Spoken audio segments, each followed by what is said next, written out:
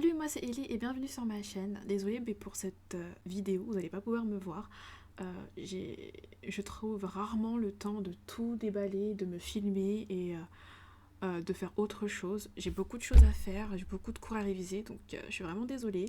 Mais pour cette vidéo et je crois que pour les vidéos qui vont suivre, on sera obligé, à part si c'est pour des vidéos réactions, on va devoir se débrouiller avec ce genre de format. Je suis vraiment désolée. Voilà, et merci de votre compréhension. Aujourd'hui, nous nous retrouvons pour un deuxième épisode du JMM TV Marathon. Et lors de cette vidéo, nous allons parler de deux parties appartenant à la web-série Ugly Duckling qui est sortie en 2015. C'est une web-série qui compose 4 histoires, plus ou moins indépendantes, à peu près dans le même format que Home Alone, sauf que ici, on retrouve des formats type SML comme il le définit. Ici, c'est l'histoire de Yunita qui, à cause de son statut social Haisu, elle est hyper influencée par les critiques qu'elle reçoit, surtout au niveau de son physique, et par conséquent, elle décide de faire une petite opération chirurgicale ou médicale au niveau de ses joues. Sauf que, à cause de cette intervention, elle fait une réaction allergique très très sévère. Elle a vraiment le visage pas déformé, hein, parce que quand on me dit oui, déformé, moi personnellement je pense à autre chose. Mais elle, c'était vraiment, voilà, des boutons. Par le biais d'une amie qu'elle a rencontrée sur internet, elle décide de s'installer dans une ville lointaine, je crois en province, où il y a un médecin qui peut l'aider, la soigner. Et pour rester là-bas, on va dire, elle a également décidé de s'inscrire à l'université là-bas, mais de changer son identité pour ne pas qu'on la reconnaisse, pour un peu fuir tout ce qui est média ou quoi que ce soit. Et c'est là-bas qu'elle rencontre Pisouan, qui, lui, va lui faire comprendre de la manière la plus forte possible que j'ai jamais vue de toute ma vie, qu'il ne faut pas vivre sous les critiques. Franchement, j'ai trouvé ça très brutal. C'est tout ce que je peux dire. C'était vraiment très brutal. Enfin, Swan était déjà en couple avec quelqu'un et elle a pas gâché le couple, hein, faire que je sais pas trop quoi. Hein. Sua et son ex, futur ex, ont cassé pour des raisons de couple. Bref, vous le verrez peut-être pourquoi tout au long de l'histoire. Le reste de l'histoire est assez enfantin, assez cliché. Selon mes souvenirs dans les interviews ou les behind the scenes, je me rappelle plus, ils avaient catégorisé cette partie de la web-série au rang de M, L, M pour... Mais bon, ils ont trouvé que c'était plus adressé M et L, c'est à partir du lycée. Je sais plus. Mais moi, je trouve que là, on est un peu niveau collège. Après être tombée d'un arbre en voulant prendre des photos, Alice a une perte ponctuelle de la mémoire.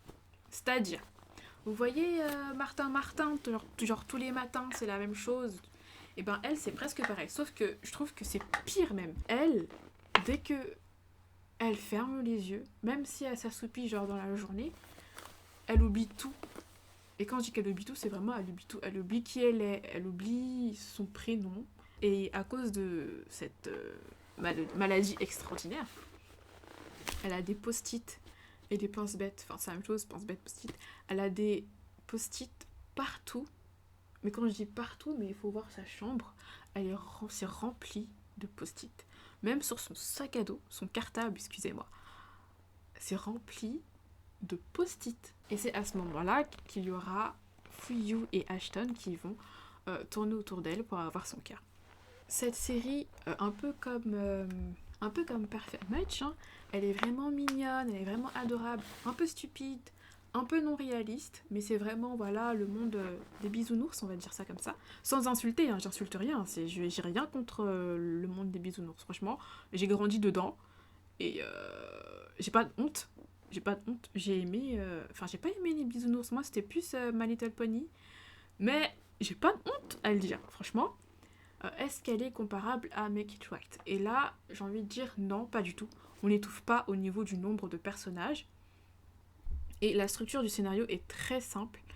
Donc, voilà, je me suis pas sentie étouffée. Il n'y a pas eu plusieurs sous-histoire. Genre, c'est pas genre chaque personnage ou chaque camarade de classe a sa propre histoire et on va l'assembler pour en faire une série. Vous voyez ce que je veux dire?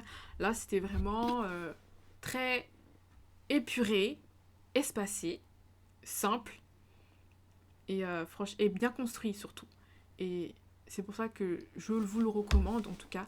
En tant que série détox, je vous le recommande.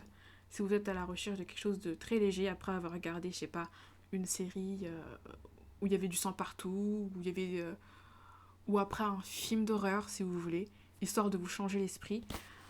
Si vous êtes en pleine dépression, par exemple, et que vous avez vraiment envie de voir un contenu tout rose qui finit bien, je vous conseille vraiment les deux séries. Après, voilà, c'est chacun ses goûts, c'est comme vous voulez. Par contre, il y avait quelque chose que je voulais vraiment, vraiment en parler dans cette vidéo, c'est la transition entre Perfect Match et Pretty Girl. Je sais que c'est pareil avec les deux autres histoires de Ugly Duckling, mais je voulais juste dire, la transition entre les deux parties, mais elle est tellement pas logique et elle est tellement embrouillée que je me suis dit, ok, peut-être que c'est moi parce que je vois beaucoup. Enfin, quand je regarde quelque chose, quand je vois quelque chose, je remarque plein de choses. Mais là j'ai pas pu m'empêcher de remarquer cette erreur et je peux pas m'empêcher de pas en parler. Voilà, c'était juste pour dire ça. Alors pour les deux au niveau du thème, franchement, j'ai mis amourette, humour, relations, amitié et cliché. Parce que c'était vraiment cliché sur le coup. La différence entre les deux histoires, c'est qu'une se passe à l'université et une se passe au collège. Et je crois qu'ils avaient 16 ans, ça doit être la dernière année au collège, quelque chose comme ça, selon leur âge. En tout cas, c'est ce que j'ai deviné sous, bien sûr, les couples principaux. Là, je ne change pas. Le nombre d'épisodes. Et les minutes en moyenne. Alors, si je me concentre sur Perfect Match, alors sur le jeu d'acteur, franchement, ils n'étaient pas au top du top, mais franchement, ça va, ils jouaient bien.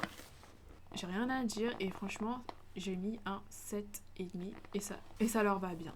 Il y avait juste à quelques moments où je me suis dit putain, mais qu'est-ce que t'es en train de me faire? Je viens d'insulter, désolé. Mais sinon, dans l'ensemble, c'était super. Investissement émotionnel. Franchement, sans vous mentir, juste le début de la série, on va le dire, allez, les 5 premiers épisodes, ou peut-être même les 4 premiers épisodes, étaient vraiment intéressants. Après, je me suis commencé à m'ennuyer, j'attendais la fin. Sincèrement. Musique, j'ai mis une note de 7, parce que j'aime beaucoup le générique. Alors, pour les exécutions des AI,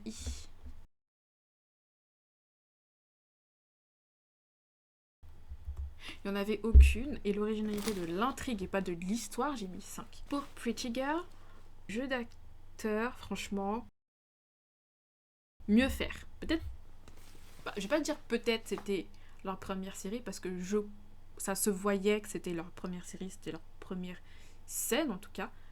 Ça a retravaillé. Et je sais que, j'ai regardé plusieurs séries d'eux, et je sais qu'ils vont progresser.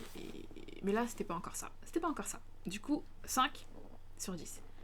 Investissement émotionnel, j'ai mis 4,5 parce que franchement, j'ai pas d'explication. Je pourrais pas vous expliquer, c'est mon ressenti.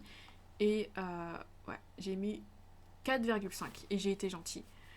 Ensuite, au niveau de la musique, idem que pour Perfect Match, car c'était la même. Aucune exécution des AI.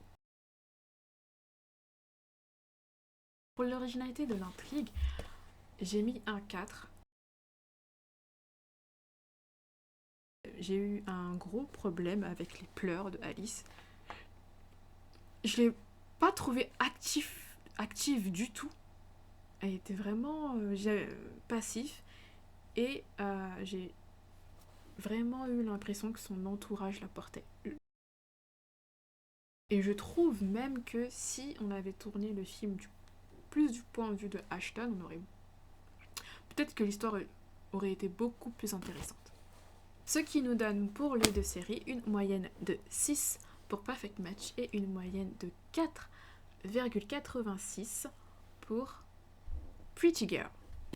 Sachant que sur Dramalist, leurs notes sont de 8,1 et 6,8 respectivement. Pretty Girl a fini avec une mauvaise note vraiment par rapport aux clichés, mais également à cause des scènes de montage qui étaient vraiment à la limite du non nécessaire.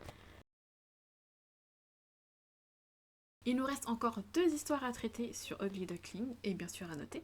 Avant de passer à autre chose, vous pouvez liker, commenter, partager ces vidéos et vous abonner à la chaîne si vous le désirez. Et on se retrouve dans une prochaine vidéo. Sur ce!